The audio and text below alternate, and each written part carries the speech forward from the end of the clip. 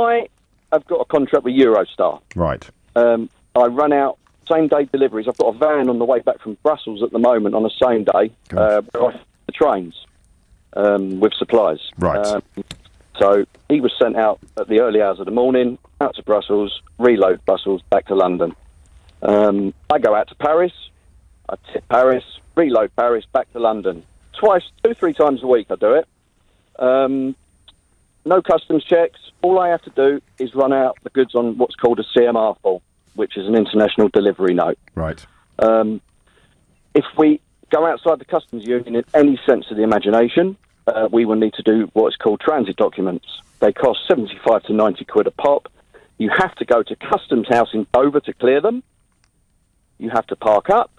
If you get sent down what is called a Route 1, which I've had before, you're stuck there for 6 to 7 hours waiting to clear them.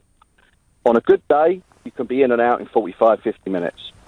And Customs House... But how many vehicles potentially would have to do that if we were outside the customs union? All of them. And all of them would take 45 to 50 minutes? Well, that's on a quiet day if you're going in at 9. But no, this is scary, mate, because look, I've laid out what I thought I understood, and then I admitted I know nothing. You live and work and depend upon this free movement of goods completely. Yes, you do it every single day, often several times a day. And if I've understood you correctly so far, you're saying it's even worse than you thought, James. I've said all along a vote to leave would be a vote to leave the customs union, which scared me. And I knew it would possibly be the beginning of the end for express van transport in this country. The just-in-time supply chain is already suffering. A massive Polish company has already gone bust in Poland because of the drop in just-in-time movements of goods in the vehicle automotive industry. Why would that have happened already, though, Kieran? Well, no, because what they do, they have set budgets. Right. Like, all the car plants have set budgets on what they want to spend every year to get their overnight stuff. You want a pallet of air filters from France going to Luton. You pick it up at 4 o'clock in the evening, it's at the doorstep in Luton at 8 o'clock the next morning. And if it isn't, then whatever you're building in Luton doesn't get built, and everything gets... Well, the production line stops. And this will be true in Sunderland. This will be true in all... I mean, I saw a just-in-time explanation of what goes on at the Nissan plant in Sunderland, and the margins are like minutes, aren't they? You lose a minute somewhere, and it could actually stop a conveyor belt halfway around the factory. Yeah, I mean, I'll give you an example. I picked up an urgent job out of Stuttgart, and I had to give them updates every hour where I was. It was going to the Dagenham Ford engine plant, where they only build engines now, because it had stopped. I've literally done a same-day delivery from Stuttgart to Dagenham non-stop. When the referendum happened and the result came through, what did you think would be in place by now, 2 years later? Because this is, if I've understood you correctly, your livelihood's under threat, right, as we speak. Do you know what, James? Go on. When that vote came in, I cried. Oh, God. Right? I knew that everything I'd built up over the last 15 years of doing this job was going to be finished. We are, whether you like it or not, we are a foreign-owned production line in this country, where we are owned by outside interests, and we put things together. We are not like Germany, where we own BMW, where we own Audi, we own VW. We got BMW Mini in Oxford, Sunderland, Swindon, Honda. They're all foreign-owned, and they're all here because they've got access to the single market, and they've got the freedom of movement of goods, where you do not need transit documents and you do not need carnets. And I'll give you another example. Yeah, please do. Exhibitions, goods and services going to exhibitions. If you go to Norway or Switzerland and you've got 100 grand's worth of exhibition stuff in the back of your van, you've got to pay 25% up front before it even goes into the country. Right? Yeah. That will put people out of business overnight. Of course it will. We've had to do it. Why? This isn't your field of expertise. It's ostensibly mine. But does it baffle you that the coverage is so low and so confused, because it's clear to you what's going on. You hear politicians, and obviously some of them on this radio station, saying stuff about the customs union that's palpably absurd. They're going unchallenged, not really because of bias, but because of ignorance. This is your field of knowledge. This is literally your specialist subject. I'll tell you what I've been doing, James. Go on. I've been calling out the liars on Twitter. Yeah. Tory goes out to Switzerland for an hour, stands at a border and says it's frictionless. Yeah. You'll believe it. I put 1 million pictures on there. I put a picture of a transit document, a carnet, and a CMR form. I said, list me what those forms do, how you fill them out, and what they cost. Didn't get a reply. Who was that? Right. That was Kate Hurry. Yeah. She's standing at a border crossing. She got she went into I think Daniel Hannan's taken a picture of himself somewhere as well and said it's all really easy. I called him out as well. I called him out and called him a liar. I've got actual pictures on my phone of going through the Swiss border in Basel and coming out at Lake Como. And I'll tell you now, it's far from frictionless. When you go in, I'll tell you what, the Swiss border closes at 5 o'clock on a Friday evening and reopens at 9 o'clock on a Monday morning. Good grief. You can't enter with commercial goods. Yeah, for people, I don't want people to get confused. It's in Schengen, so if you're on your holidays, you can cross over to your heart's content. But if you're yes, you can. As long as you get your vignette, you can cross. But you still have to drive down a motorway that will end and drive underneath a big customs plaza with the police standing there, and you've still got a chance of getting stopped. Yeah. Unless your goods are running on what is called a carnet, right, which is a passport for your goods. If they go from multiple place to place, they cost £650 to compile. I've done one. Yeah. I've done one to Norway. 650 quid. I had to go and pick it up from the Department of Trade in London. And it took them a week to put together. And my customer said, we're never going to Norway to do an exhibition again. I don't know if I should do this, but I'm late for the news. You've blown the story wide open. Anyone who's doubting it, first of all saying it's all my fault for making these predictions, and then I point out it's actually the government. You do. Here's one genius saying, oh yeah, you've got your mate to phone in, nice one. This desperation people have to believe that the unicorns are coming. It's quite incredible, because this is you run a haulage company. You're not some Remainer academic or some metropolitan. You're a blinking van driver who's built up a business, and now you're about to see it go down the toilet because of Brexit. Well, I am, and I'll tell you what, I need another van because my work's actually expanded, but I'm scared to buy one. Because? Steve, I'll be left with a van that I've got to pay finance on, and they're not cheap, and I might lose my contract. So what do I do? I was in the US and Canada with the International Trade Committee the week before last. Yes. And it was interesting. I examined Greg Hunt, who's the trade minister in our committee yesterday, and one of the things that I was pointing out was that some of the numerical assumptions that people have been making about effectively, they've been saying how little benefit there will be to the UK economy of potentially doing trade deals around the rest of the world, just don't really stack up when you look at the numbers behind them. But they have to be better than what we've currently got, don't they? Well, look, it's No, I won't look. They just do, because in order to persuade people to do something, you have to persuade them that they'll end up in a better place than where they started. And you don't need me to remind you that Donald Trump's just announced a trade war. Well, my position has always been that net things in the medium term would be effectively around the same as where they are now. You know, what about in the short term? Some things will be a bit less than they were before, and other things will be more. Would it be unfair of me to ask? Hang on a minute. Can you refer me in any way to pre-referendum pronouncements when you said things will be worse than they were before in some areas? So when I made a speech in the House of Commons before the vote, I was very careful to set out the net effects.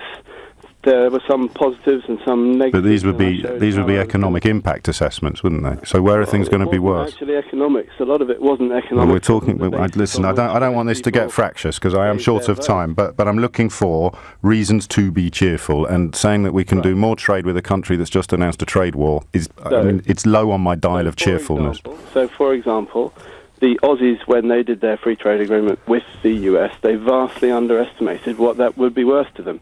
They've actually seen their trade increase by 50%. But you lead me again to the question of how that is going to be better than what we've currently got. I mean, we can talk over each other until the cows come home, but it'll make up for any extra costs of what we do with the EU. You do know that Australia is on the other side of the world and the European Union has a land border with the United Kingdom. It's also a long way from the US. Yes, it is, but we're not the US, and the US was never in the largest single market in the world, and we're leaving it, you say, to benefit from being able to trade with Australia while diminishing our ability to trade with Germany. So just to give an example, the 0.2%, which the Treasury has said is what the potential value of doing a deal with the US might be, is about £5 billion. Yes, and in the context of the European Union? Well, your own government's impact assessment. Your own government's impact. Oh, okay. The insurance market in the US writes over $1 trillion of business every year. That's just one sector. That's because they don't have a health service. There is huge opportunity. That's because they don't have a health service. Health is actually a pretty small proportion of that. There's a lot more in the property. I'm grateful for the call. If I was to annotate what you've told me, and I am insisting that you obey the same rules as everybody else who rings the programme, reasons to be cheerful. You've given me Australia's trade deal with America being a bit better than they expected, or even a lot better than they expected. I don't want to put that words in your mouth. That's what you've got, Marcus Fish, MP for Yeovil. One example, yeah. Okay. Thanks. Have a great day.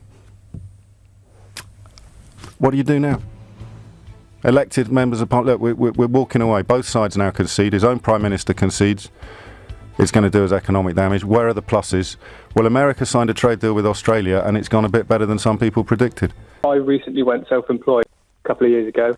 So it was a big thing voting Brexit because I was building my business with client base, etc. But I think it's all going to be short-term. What business are you in, if you don't mind me asking? I'm a self-employed electrician. Although we're getting bigger and bigger as the weeks go by. But you know, I just what's going to be short-term, Ash Lee? Personal loss, personal financial loss. Oh, but they did. To be fair, before the vote, they did tell you there wouldn't be any. Well, I think. I was never naive to the fact that there would be. I mean, I believe there would be, and I was willing to take that sacrifice just for the independence and the just so we control our own laws. I mean, you know what I do now, don't you? What's that? I ask you which law it is you're really looking forward to not having to obey anymore. Any. That's right. Any. Yeah, any. Yeah, any. So give me one. The shape of your bananas. It's not funny, is it? It's because not. The pound's at the lowest it's been since 1985, and you just said any law, and I'm just asking you to name one. We both know that bananas was a lie made up by Boris Johnson. Remind me which side he was on during the Leave campaign.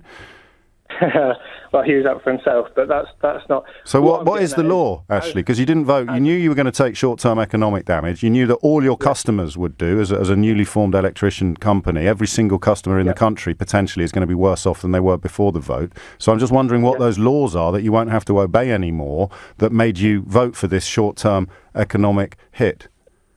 Well, it wasn't the laws which was the main reason. What's just the main reason you gave me, wasn't it, a minute ago? Yeah, sorry. There's many. Can you name one yet? I wouldn't be able to. No. So you voted so that you wouldn't have to obey these EU laws that you can't name. No. It's more than that. Go on then. I mean, well, you watch Brussels. You go to Brussels. You watch the guys talking.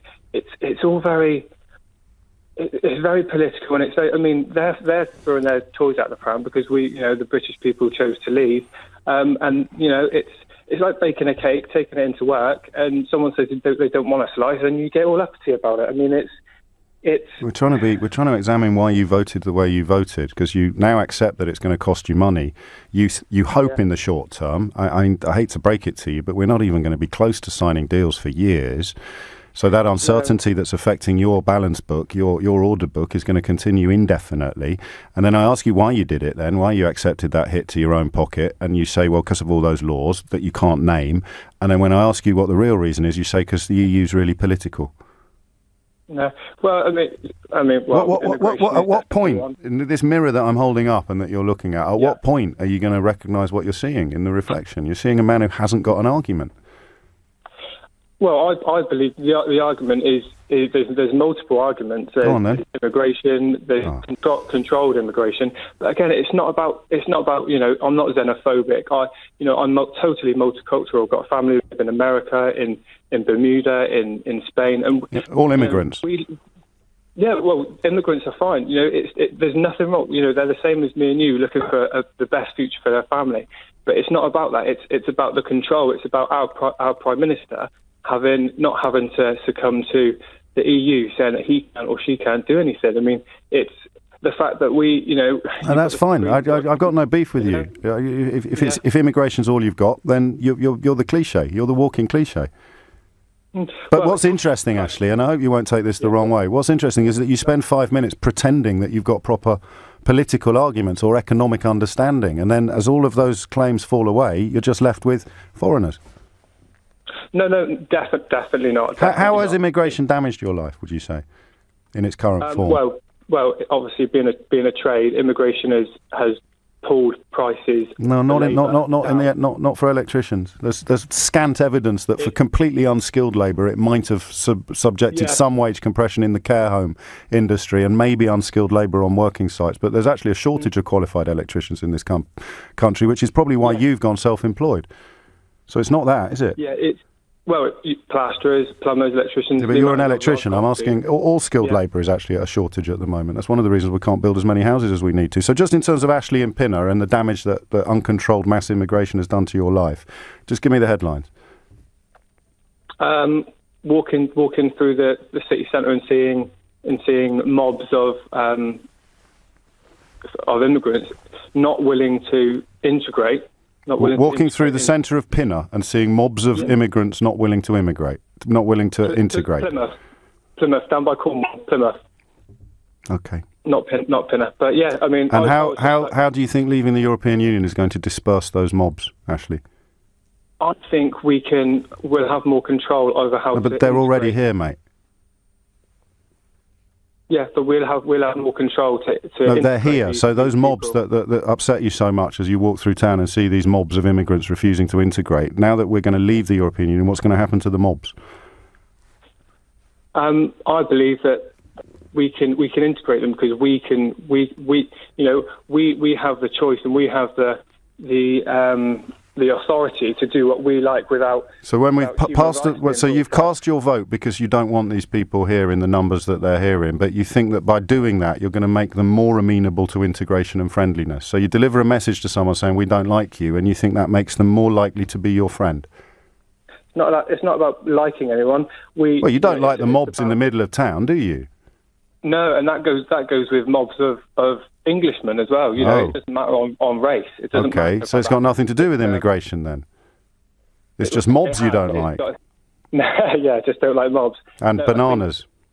And all those laws that you can't name. Bananas. Yeah. Let's just finish with a quick question. When you said it's going to be a short-term economic hit, how long is short-term? I think it's going to be under 5 years. It's just like starting a new business. Every single one of your customers is going to be worse off than they needed to be for half a decade, and you're happy with that? I'm happy, yeah. I'm happy with that. All right, mate. Let's not fall out. And I hope the business goes, I really do. I hope it booms, even though you voted to have fewer customers and less money in the pockets of the ones you've already got. I actually think in order to negotiate the issue... Who's that shouting in the background? It's my mum. Okay. Do apologise. That's all right. It kind of goes with the territory for people who call themselves Brexiteers, doesn't it? Yes. So basically, in order to negotiate with those people who want second referendum, why don't we make it more democratic by introducing a PR election at the same time? Right. Yes. So we'd change our entire electoral system by the end of March. Well, it's not going to happen, but it's. What do you think you won, Robert? What I would like is... What do you think you won? What I want is basically our whole governance, or the way that the wealth controls our country. No. So what do you think? What do you think you won? Well, I'm just about to explain that. I want... no, not want. Won. W-O-N. What do you think you won? A slap in the government's face to show them that they... that government's gone. So what did you win? Well, that government is a reform of the continuous politicians that are put forward instead of actually giving people and... Let's have one more go. Take a little pause and tell me what you think you won. What I won? Yeah.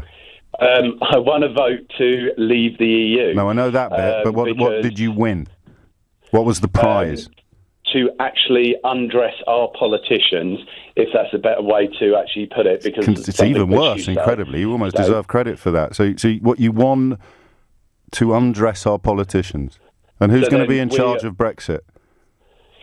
Well, the way that they're dealing with Brexit is not something I agree with, because quite frankly, I would be negotiating. But now we're back to silly rhetoric, aren't we? And ludicrous claims. Well, no, in terms of measurable, tangible benefits, what did you win? What did I win? I won a deregulated country. What does that mean? Can deregulate itself. Well, it means that we can strip away from the EU laws that we don't like. For example? And, well, for me, one of the ones is the plug system. Pardon? I know it's not very hugely, but we obviously use free-pin plugs in this country. Yes. The EU don't. And so basically it means that our safety aspects are a lot stronger than the generalisation of the EU. But we're in the EU. So rather than going... Pardon? We're in the EU. So you think we have to leave the EU to get 3-pin plugs? No, it's about going back to some of the things where we are stronger at. Yeah, go on. Talk me through the plugs thing. So what can we do now with plugs that we can't do as members? As well, we can still do it, but the manufacturers that ship into what this did you win then? Compliancy to British law. Compliancy to British law. Yes. Right. So when you bring something into this country, it has to comply to the UK. That's what happens already. That's why we've got 3-pin plugs, you see, and they haven't. No, because they use plastic rather than metal. The EU sets the base level above which we are all free to go, as the fact that we have gone proves. Mate, just pause for a minute and think about what you've just done. You've come live on national radio. Yeah. You've described yourself as a Brexiteer. You're getting told off by your mum in the background. And when I've asked you what you think you've won, you've said the right to have 3-pin plugs that we already have. It's also... And it's 10:30 on Monday morning, mate. Simon Conway has the headlines. I think he should introduce himself. My name's Dominic Raab, and I'm a Tory. I don't support the Human Rights Act, and I don't believe in economic and social rights. Yeah, down with economic and social rights. If you didn't have any economic and social rights, what would happen to disabled and sick people? With the work capability assessment, Napier University and Heriot Watt just released evidence about how it causes almost universal permanent mental health damage. It kills people. I have friends who were institutionalised after going through it. It is an act of violence. Okay. And we are dying. And this election is life or death for us. But the raw truth is, the money's got to come from somewhere. And it's very easy. Let him respond. It's very easy, and I can think of lots of things that I would like to avoid making difficult decisions on, and lots of areas like the health service or schools where I want to put even more money in. But unless you've got a strong economy, creating the revenue, it's just a childish wish list. We're trying to do our best to get the balance right between responsible public finances and investing in some of those crucial areas you discussed. You choose to sacrifice tens of thousands of disabled people for the sake of that. Well, I've heard the persecution of disabled and sick people called many, many things. And I've heard calls for it to be stopped and properly funded, called many things as well. But I've never heard it called a childish wish list before. Crikey. Of course, you don't have to be disabled or sick to suffer from austerity. The typical user of food bank is not someone that's languishing in poverty, it's someone who has a cash flow problem episodically. No, it's true. Well, that is what the Trussell Trust data says. It's not what they say, John. It is. He was lying when he said that that claim had come from the Trussell Trust. The Trust said that while delays to benefit payments were one of the main reasons people turned to food banks, such crises tended to be exacerbated by poverty and low pay, which were also direct causes for many to seek assistance. This came after research was published showing that there are at least 2,000 food banks in the UK. Been a bit unfair to Dominic Raab, because he does actually understand some stuff. You know, all the people saying that we'll easily be able to leave the European Union and have no checks at all on the Irish border. Yeah, that stuff. We've got a bilateral relationship with Ireland. We're a very close relationship. We've also got the history of the Troubles. All of these things can be handled very sensitively. But I think if not, people, if Ireland obviously remains an EU member, then EU nationals can travel there and then come into the UK without a passport. If you're worried about border controls and security, and Frontex are, if you're worried about the effect of those EU rules, you couldn't leave a back door without some kind either of checks there with any country or assurances in relation to the checks that they're conducting, obviously. Otherwise, everyone with ill will towards this country would go around that route. But hang on a minute. How could anybody campaign for Brexit, simultaneously acknowledge that we need checks at the British border in Ireland, and also understand the objectives of the Good Friday Agreement? It's almost as if he'd never read the Good Friday Agreement. Presumably he had done so before he actually started pontificating as Secretary of State for leaving the European Union. Presumably.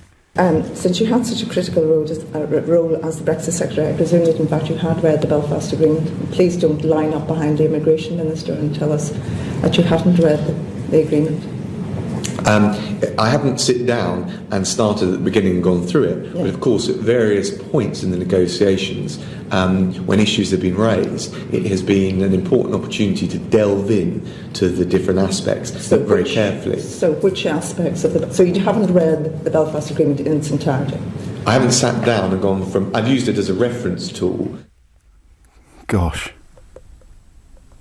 So, no social and economic rights. Looking after disabled and sick people is a childish wish list. People using food banks have got cash flow problems. You would need checks at the Irish border, but we should leave the European Union anyway, which suggests you haven't read the Good Friday Agreement. By the time you become Secretary of State for leaving the European Union, you're pushed into a corner where you have to admit that you hadn't, and I quote properly, even though the words sound wrong, you've never sit down and gone through it. Crikey. Any sort of positives? We agree to free movement of peoples. It depends what you mean by full access to the single market. I think we would not see any trade barriers go up because we're the fifth biggest economy in the world. The European firms sell us £68 billion more in goods and services than we do them. Look at the options being put out there. Swiss, Norwegian, Turkish. I think because Britain's economy is bigger than all of those economies combined, and because the French farmers, German car manufacturers sell us £68 billion more each year than we sell them, we're very well placed, and mutual self-interest suggests we'd cut a very good deal, and it's certainly not in the Europeans' interest to erect trade barriers. Wow. I mean, seriously now, is it possible that he could be more wrong about everything? Even if he woke up every morning and said, today I am determined to be the most wrong person in Wrongland, Dominic Raab, just being Dominic Raab, would manage to be even more wrong. Presumably he accepted at the time questions and criticisms of his analysis, given that we now know his analysis was completely ridiculous. I think there is a lot of Project Fear coming out, almost like a scare story every day. The CBI have said we'd have a high-level, ambitious free trade deal, and even the Prime Minister has said it would be scaremongering to suggest otherwise. CBI and indeed the TUC today, of course, have described in apocalyptic terms the no deal that Raab, for reasons I'm yet to fully understand, has suddenly found himself in favour of. I'm not the only one that doesn't understand things. We want a bespoke arrangement on goods which recognises the peculiar, frankly, geographic economic entity that is the United Kingdom. We are, and I hadn't quite understood the full extent of this, but if you look at the UK and you look at how we trade in goods, we're particularly reliant on the Dover-Calais crossing. Well, who'd have thought it, eh? And I guess in his defence, as he said on Ian Dale's programme the other night, he is the kind of person that really speaks up for ordinary working people, except when he authored a book in 2012 which described British workers as among the worst idlers in the world. In your usual irrational way, that you're overstating the case and being totally unrealistic. Which bit, Paul? Well, the case, if you're having negotiations... I prefer to talk about... Would you let me say what I was going to say? When you tell me what I've been irrational about, yes. Well, I'm just about to, if you'd let me get on with it. Well, go on then. Thank you. When you have negotiations, the positions can't start off fixed and then remain fixed all the way throughout, otherwise you'll never have negotiations. How's Barnier moved? That's right. No, I'm not. Would you just let me finish? No, how's Barnier moved? I would want to let me state my statement. How has Barnier moved? Would you let me state my statement? Well, you've already said something that's not true. No. You've got to allow me to develop my argument. You carry on then, Paul. You develop away, my friend. Are you going to allow me to finish? Yes, Paul, carry on. Thank you. That otherwise, so what happens is this: the UK position is that they want to preserve a free border with Ireland. That's it. If the EU are prepared to accept something like that, in other words, to modify their rules to suit the conditions of their own member state, Ireland, that might happen. If the EU show no intention of doing that, then you have to move to Plan B. And for Johnson to state what is the objective, and that is an objective which is also a public objective, and then deal with the alternatives if the EU aren't going to play ball, is just rational thinking. And I don't see how anybody can expect anybody else to do otherwise. Well, let's begin with your first statement. Views must change. Yes, so let's begin with your first statement, that it's a negotiation and that means everybody moves. How has Michel Barnier's position on the Irish border changed since he first laid it out 18 months ago?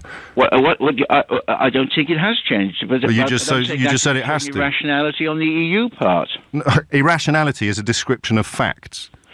No, what I'm saying is that they've entered... No, I know what you're saying, Paul. I gave you lots of time to say it, and now we're examining it. So your first statement was that I had been irrational. I'm going to park my ego and not insist that you explain how. Now, that's going to be a big job for you. Absolutely it is. So let's look instead at what you said about negotiations. Michel Barnier's position last week and last year was that if we leave the customs union and the single market, there is no earthly way we can avoid having a hard border or moving the border to the sea.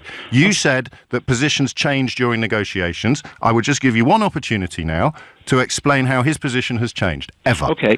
Well, I must agree with you formally there. His position hasn't changed, which shows that they aren't proper negotiations. No, it doesn't. It shows that his position is contractually binding. It's the nature of the Good Friday Agreement that says it cannot move.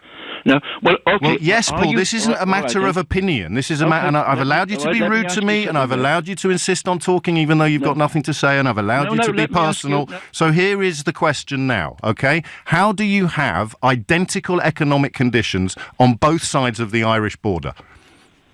Are you asking me? No, Paul, I'm asking Andy Pandy. Okay, sorry, I thought you might have dropped me in from the conversation.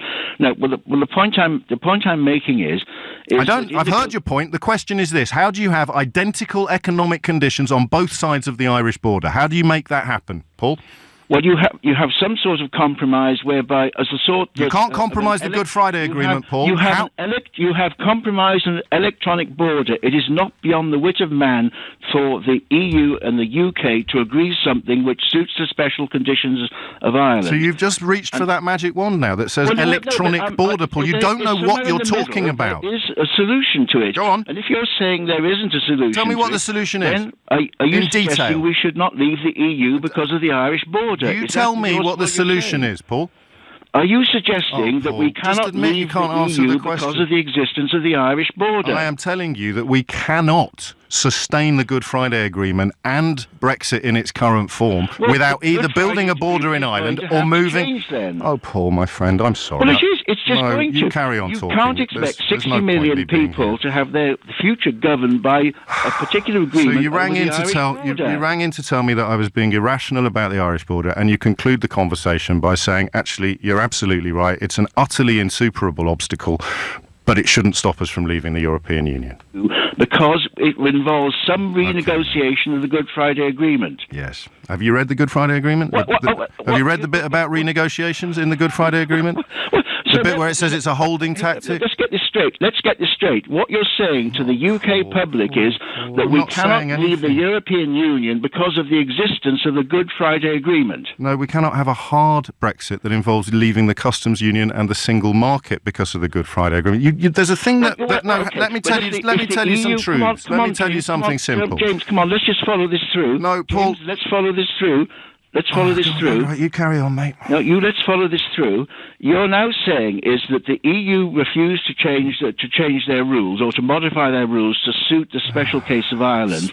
And on that basis, that means that the Good Friday Agreement can't be changed. And that means because the Good Friday Agreement can't be changed, the UK cannot leave the European Union ever. Paul, here's a wonderful thing. Well, answer that question, you haven't asked the question. If you did, I just said no. You said, is that what you're saying? I said no. Does that work in your head as an answer? Does that work in your head as an answer? Well, right, good. So now, Paul, I'm going to insist on speaking now, because here's what you've done, OK? You phoned in to say that Boris Johnson is somehow embarked upon a very sophisticated and clever negotiating process. You've ended up by acknowledging that there is no solution to the problems that the Irish border presents that would involve retaining anything that remotely resembles what we've got now. You've added to that the idea that somehow I'm suggesting we have to stay in the European Union because of Brexit, because of the Irish border, which is simply not true. And the only question I have for you is this: how do you have identical economic conditions on both sides of the Irish border after Paul, you have to listen to me, because otherwise you just make all these weird noises and none of us ever learn anything. The simple instruction is this: identical economic conditions on both sides of the Irish border. One side is in the customs union and the single market, one side is in neither. Now make that work, Paul. No doubt that there can be arrangements which will allow a very special circumstance of those 2 million people in the north of Ireland to be settled. Describe them, Paul. Describe them. It's whether people are willing to do it or not. Describe them. Well, that it's a technical issue. Well, describe it. I'm clever. I can keep up. Describe the circumstances in which you can make that work, Paul. Because I don't have to go through all the details of it. I don't want all the details, Paul. I want one detail. You can have an electronic border. You can have the trade. What does that mean? What does that mean, Paul? You can have it done electronically with a minimum. How does an electronic border? How does an electronic border test? No doubt about it. Paul, how does an electronic border test the milk to see whether or not it's infected or not? How does an electronic border count the amount of barrels in the back of a lorry? How does an electronic border know whether I've got guns in my boot? Milk isn't infected. You don't have to test all the milk all the time. Not all products coming from abroad, not everything is tested all the time. Not every sample is tested. I've done my best. Sample is tested. No, because there's no border there now. Paul, everything I've said is true. No, it's not. You're making it up. You're putting extreme positions, unyielding positions. All right, let me ask you again, Paul, how is the border? How are we going to have identical economic conditions on both sides of the Irish border? But they won't when be one side is in the customs union. They will be compatible. That's all you have to have is compatibility. Some degree of compromise. Of course you can do it. And it's a question of belief. You're absolutely certain it can be done, but you have no idea and the will how. to do it. Of course it can be done. How? Well, I've just told you. You have it as even as so we're going for electronic borders. You have. I'm going to give you 5 minutes now. I'm going to give you 5 minutes to people to do certain things. 5 minutes to describe the electronic border. Go on. You just let them get on with it. Mate. I'm sorry. You're inventing the difficulties because I'm inventing the difficulties that Boris Johnson described as unthinkable economic and political madness. Of course, no. That was because that is the UK negotiating. Because that's what they want the EU to agree to. But the EU are not yielding on it. Therefore, we have to move to Plan B. What's Plan B again? Well, Plan B is some form of electronic border. Okay, let's just agree on that. The electronic border is the new unicorn. Am I right? Well, one second. Yes, it's 10:48. Bill's in Exmouth. Bill, what would you like to say?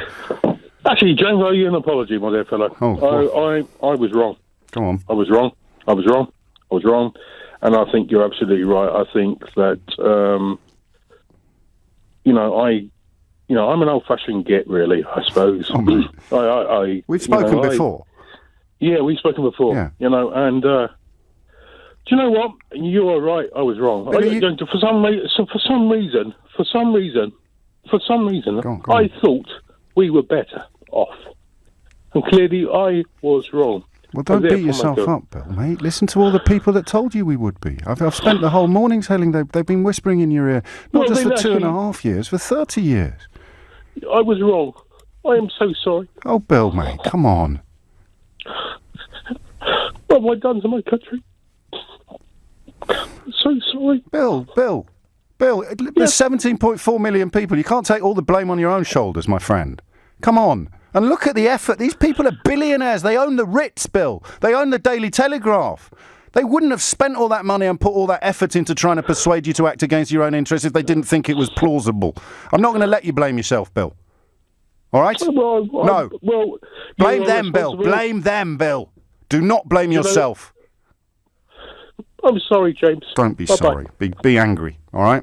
And if you're not angry yet, I'll get angry on your behalf. That right there. That's why I've been doing what I've been doing for the last 2.5 years. Philip is in Sandbach in Cheshire. Philip, is that what happened yesterday? Hello. Actually, I think you're distorting the whole issue of Brexit. We, the electorate, were asked by MPs for a very clear instruction. I have been over this quite a few times. Can we confine ourselves to what happened in the House of Commons yesterday? Yes, I think basically those Conservative MPs who are rebelling are traitors. They are betraying. But they're just asking for the right to vote on something in the event that it's appalling. No, not at all. No, what is it then? They received a very clear mandate. No, I appreciate that, but we're talking about what happened yesterday, very, very specifically. Here's what I think, Philip, and then you can pick it apart, okay? But let's deal in the specifics. They have posited the notion, and we will keep it theoretical for the purposes of our conversation. They've posited the notion that the Prime Minister is not going to be able to conjure up anything that isn't demonstrably and considerably inferior to our current arrangements. If that becomes clear, they want the right to say, whoa, stop it. And the government or the parliamentary majority and people like you don't want them to have the right to put the brakes on if it becomes absolutely obvious that we're driving into a brick wall. Now, what's wrong with that analysis, do you think? Yes, because the alternative they're suggesting would keep us in the EU by the back door. No, but that's not what happened I'm talking very specifically about what happened in the House of Commons yesterday. They say we must have the right to apply the brake if it becomes absolutely obvious that we're driving into a burning building. And you say, no, even if we're driving into a burning building, we must not have a brake.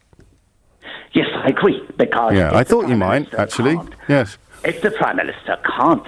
You did hear the words that came out of my mouth. I said, if we're driving into a burning building, Philip in Sandbach doesn't want us to not only apply the brake, he doesn't want us to even have a brake. If Brexit means falling off a cliff edge, so be it. I salute your honesty, Philip. I salute your honesty. That's what we voted for. Absolutely. We voted to fall off a cliff edge and to drive into a burning building. We did indeed. No, you're right, we did. Is there any way we can prove that you rang in of your own volition, that you're not an actor, that you haven't been put up to this? Because I'm now going to get bombarded with emails saying... oh, carefully handpicked and filtered from all the cowards who haven't got the guts to ring in themselves. Can we prove that you're real? Yes. How? I'm actually a Brexiteer. Well, I know that, Philip, because I speak to people like you every day, but other people aren't quite as honest as you are, and they still think that there's an intelligent analysis of the stuff you've just said. I've stood for Ukip 4 times there you as go. a candidate. You see? I'm an ex-Ukipper. Bingo. The real deal. What did you vote for? We voted for pain and oblivion. And just talk me through the positives, the things that when I put on the scales that we're going to be poorer, that we're not going to be able to trade with the largest single market in the world, that we're going to be damaged. Well, the outgoing head of the CBI says that large parts of the car industry today are going to go extinct if we don't stay in the customs union. So I put all that on the scales on this side, all the measurable materials. You haven't mentioned immigration. Exactly that. So you put on the other side the stuff that really makes it all worthwhile. Go. Immigration is the greatest threat that's faced us since the Second World War. It is, mass immigration. Absolutely. Mass immigration leads to third world ghettos. It does, yes. And that's creating the enemy within. Right, you are. That's why. Yes. That's why we voted to leave. It is, yes. It was a clear ghettos and the enemy within. Yes. And so you're talking about ghettos of continental European people? Like sort of Little No, Venice? because the open door to Europe is also an open door to the rest of the world. But it isn't, though, is it? What do you mean it isn't? We've had 20,000 Somalis come to Britain via the Netherlands. Right. And how many of them are in Sandbach? Oh, Sandbach is 98% white British. Well, I suppose...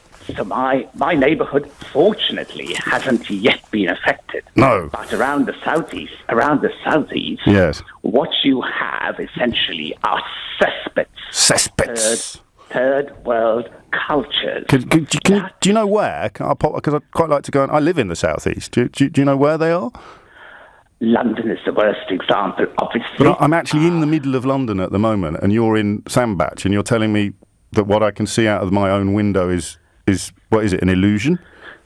In most London boroughs. Well, go on, talk me through which ones. In most London boroughs. Well, go on, talk me through which ones have you been to? Like Lambeth, etc. Lambeth? Etc. Where the Archbishop of Canterbury lives?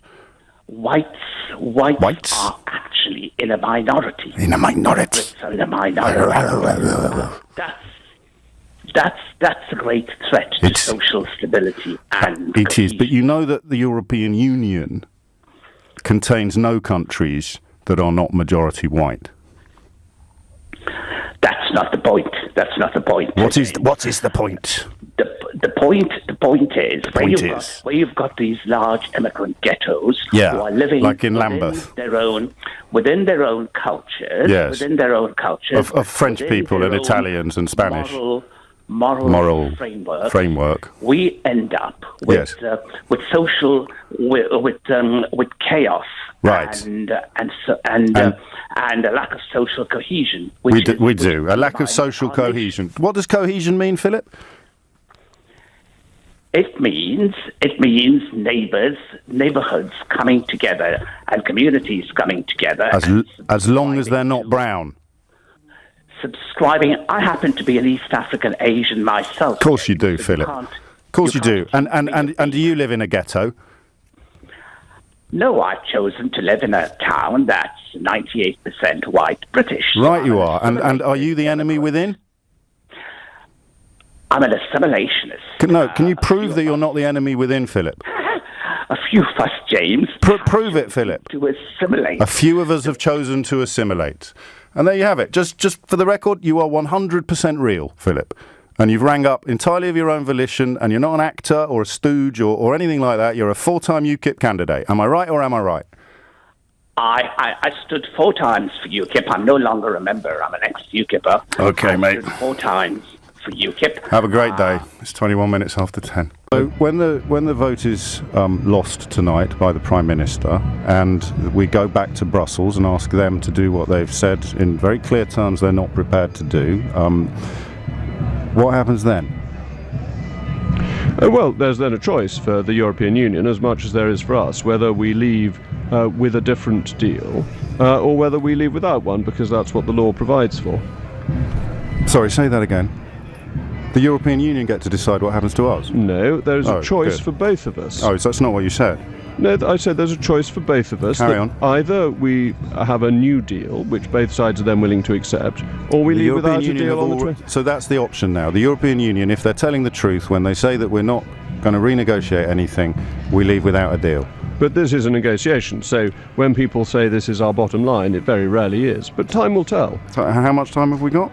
We've got, 73 days? Yes. And so you think in the next 73 days the European Union are going to change the negotiating position that has been more or less constant for the last 12 months? In reality, I think it's more likely that we leave without an agreement and leave on WTO terms. Okay. So that goes back to what we were discussing before. It does. So you're advocating for no deal. That's what you believe is the most likely outcome. It's what one believes is most likely and what one is advocating for are not necessarily the same thing. So what is one advocating for? I would be in favour of a deal But if that proves impossible, there is nothing to be fearful about leaving on WTO terms. Okay, and all the people that say there's a lot to be fearful of, like the National Farmers Union and the Governor of the Bank of England and the CBI, you can see what they can't see, which is... Well, the CBI's got everything wrong in its history. It wanted us to join the euro, wanted us to join the exchange rate mechanism. I think that's what you just called a red herring or something, isn't it? So the question is, what can you see that they can't see? What I would say is that you should judge people by their previous track record. Well, I am. Why haven't you taken down that tweet from The Sun about what tariffs really means? Because The Sun withdrew it and it's still on your Twitter account, so I'm judging you by your track record. Right. Judge away. The Governor of the Bank of England said we'd have a technical recession. Thank you so much. Fortunately, you're not part of the judiciary.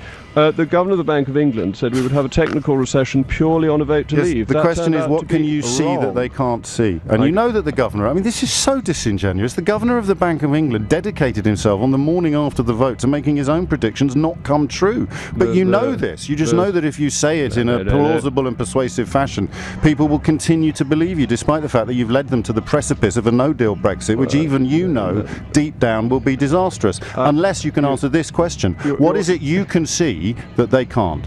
You're trying to get up to the adverts with an hysterical diatribe. I think it's all right. We can postpone the adverts. What can you see that all of the people who warn against coming out with no deal can't see? I can see what they've got wrong before and why. I'm not asking about the past. I'm asking about the future. What can you see that they can't see? The past is a very useful guide to the future because you can see why people are making the judgments. The CBI protects incumbent interests, and therefore it always goes for things that are not for the consumer interest but the producer interest. Yes, okay. The Governor of the Bank of England is a deeply politicised figure who has been anti-Brexit from the moment it was proposed. What can I see? I can see the opportunities of cheaper food, clothing and footwear, helping most of all the incomes of the least well-off in our society. Absolutely nobody agrees with you. We can cut tariffs, we can reduce costs to people. Absolutely nobody agrees with you. Even the Sun newspaper withdrew these claims. Exciting. It's a great opportunity. It is freedom for the British people. It is no longer shackled to the failed economic model of the European Union, which has the euro and high unemployment and even Germany going into recession. It is a wonderful opportunity for our nation. You should rejoice and be proud at what our country can do. I was hoping to have reasons for rejoicing at the end of this conversation, so I'll ask you one final time. The economic modelling that you rely upon has been discredited so badly that even the Sun withdrew it. Why do you persist? That's not true. The advice I take is from economists for free trade and Patrick Minford, who has the best track record of almost any forecaster you can find in this country, and that cutting tariffs does cut prices. That's unquestionably true. Patrick Minford, let me just write that down. Patrick Minford has the best reputation for economic forecasting. He got the exchange rate mechanism right, he got the euro right. His record in this field Gordon Brown got the euro right. So Jacob Rees-Mogg is the gentleman that said, for Brexit to succeed, agriculture and industry will be decimated in this country. Won't be decimated but he said that, and he's the man you're citing. That actually it will be an opportunity for us to be more competitive. We need to be clear. He's the man you're citing, and those are his words. You're taking one very selective quotation from him. He's actually saying that there's a real economic opportunity. Did he or did he not say that? And we'll get fast did he or did he not say that manufacturing industry and agriculture would be more or less destroyed? You've got to put what he said in the full context of the economic growth that we will. Did he or did he not say that agriculture and industry would be destroyed? I think, as I refer you to the answer I've just given, well, I'd like a yes or a no. Did he or did he not say it? You might like all sorts of things, but did he or did he not say it? You're quoting extraordinarily selectively from somebody who has forecast. So he said it. He has forecast correctly on the exchange rate mechanism, on the euro, and the opportunities that come from cutting the barriers to trade, which have worked in every country. Your favourite economic forecaster explained that agriculture and industry would be destroyed by Brexit. You're completely exaggerating a comment that he made. So he did say it. So he did say it. What you're saying is inaccurate. You're trying to spin something. When he points to it is indeed, yes, it's your reputation. Absolutely. But it's a fine one and it makes good listening. Yes, so you're not going to answer the question. I've answered many of your questions. You have, but here's the last one. Did Patrick Minford, your economic forecaster of choice... I've already answered that one. I've told you he did say you're doing the classic thing of taking something insisting that a politician answers the question. Selectively and out of context to make a wrong point. Okay, so did he say it or not? I've just answered your question. I refer you to what I said a moment ago. Well, just remind my listeners, did he say it or not? They were paying more attention than you. I heard you say that he'd been quoted, which would suggest he did say it, but you haven't answered my question except obliquely. So the man that you cite as an economic forecaster to be trusted... You're so classically inaccurate. I've answered your question merely not in the way I'm very grateful for your time. You wanted me to. Well, no, I asked a question that admits a yes or no answer, and you haven't provided a yes or no answer, so we can at least end on a tone of agreement. You didn't answer the question in the way that I wanted to. And we both know why. I live in Harrow. Yeah. When I go down to Harrow, and this is not being racist, James, because that term is so easily used and very loosely used. When I go down to Harrow, and I've lived here for 30 years, I walk into Harrow Shopping Centre, and I swear to God, I don't know where I am. I've got Polish, Romanians, Bulgarians sitting outside coffee houses doing sod all day. I've got every nationality under the sun, and it's lost its identity. When I go into Norfolk Park Hospital, and I went in there 3 Sundays ago because I had to go in an emergency, I walked into the accident and emergency, as I said to your researcher, 120 people in there. I was lucky if I saw 3 or 4 white faces. It's okay if you live... Now, that is racist. No, that last bit is. It's realistic. No, it isn't, because you're forming an opinion of people or their value based on their colour. There are people who don't have white faces who are just as British as you and me, Steve. Perhaps there are, James, but if... Well, no, they all are. You go down and that's... name me the European Union... Steve, mate, let's not do this. Let's do it nicely. Just tell me the European Union country that is populated by non-white people. Couldn't tell you. Well, have a go. Have a little think. Say the question again? The European Union countries, because we're talking about your reasons for leaving the European Union, and then you mentioned the fact that there weren't any white people in Norfolk Park Hospital. So which European Union countries are essentially non-white? Probably none. So why are you talking about those people then? All right. Let's backtrack. Yeah, let's, mate. I'm happy to let you do that. No, let's backtrack. But it is still a valid point, James. Not in the context of a conversation about the European Union, Steve. And I'm afraid that if you are judging people according to their skin colour, then you are, and I say this with love and reluctance, then you are indulging in racial prejudice. But James is. So I don't care what colour you are. I don't say. I'm never going to say to Beth at the end of the programme, we had too many black people on today, or we had too many white people on today. But it's not all about. It's not all about white people, white English people. We're going off tangent. Well, no, you did, mate. I'm just reining you back in again. So crack on. It's not all about the racist issue. It's just about the fact that the country has lost its identity. What does that mean? And that. Well, what does it mean? It means that what I've just said, that... You've just said that you don't like seeing brown faces at the hospital. Okay, no. Is it right then, James? Let's give another example, right? I might be digging myself a big hole, but... I'll pull you out, mate, I promise. Right, but the point I'm trying to make, if you went down to my local, and I'll give you an absolute point here, if you went down to my local supermarket, I won't name which one it is, okay? Yeah. And one of my sons tried to get a job down, or 2 of my sons tried to get a job down there in a few years when they were in between university and going from college to university. At one point, James, there was 23 tills open, and 22 of them, okay, yes, mate, had Indians or Pakistani people. But we're talking about the European Union, Steve. Yeah, but what I'm trying to say, James, is this is where it's all coming from. And when I mentioned this to the manager, okay, the manager said to me, we have to reflect the local community. And the point I'm trying to make, James, and you're trying to, to a degree, defend me, but to attack me, is that right, James? Mate, that is why people have voted out of Europe. Because we've got too many brown people on the tills in Harrow. It's not about having too many, but when I was what is it then, Steve? Just mate, slow down a little bit. Because if you're not complaining about there being too many brown people, why do you keep talking about the number of brown people in the hospital and the number of brown people in the supermarket? The reason I'm saying that is, James, is because that is why people voted to leave Europe, because of Great Britain. I don't disagree with you. No, it's not because of Great Britain losing its identity. It's because people are frightened of brown people. No, it's not about it. No, James. What difference does it make to me? Just help me out here, because I can kind of get my... Just because I work on the phones every day, so I have no idea what colour anybody is. I could... Steve, stop talking. Stop talking, just for a moment, my friend, all right? Why does it matter to you what colour the person that you buy your milk off is?